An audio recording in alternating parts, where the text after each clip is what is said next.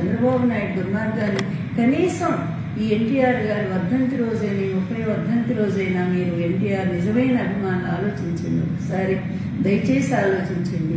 చివరి క్షణాల్లో ఆయన ఎంత దుఃఖపడ్డారో, తనకు జరిగిన అవమానానికి ఎంత విలపించారో, వచ్చిన అభిమానులందరి దగ్గర ఎంత ఆవేదన వెలిబుచ్చారో. ఈ దుర్మార్గుడు, ఈ వెన్నుపోటుదారుడు, ఈ కుట్రదారుడు, మరి ఇటువంటి నీచుడు నా అల్లుడని చెప్పుకోవడానికి కూడా నేను సిగ్గుపడుతున్నాను. నమ్మి నా పిల్లనిచ్చి పెళ్లి చేస్తే నా గొంతు కోశాడు. చివరికి నేను వ్యవస్థాపక అధ్యక్షుడి, నన్ను పార్టీ అధ్యక్ష పదవి నుంచి తొలగించాడు.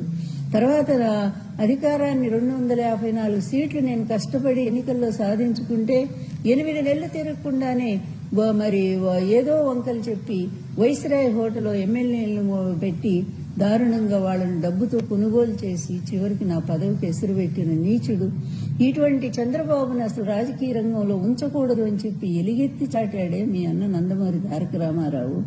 ఆయన కళ్ళ నీళ్లతో కాదు, రక్తపు బాష్పాలతో ఆయన చెప్పాడే తన ఆ దుర్మార్గుడు తనకు చేసిన అపకారాన్ని గురించి.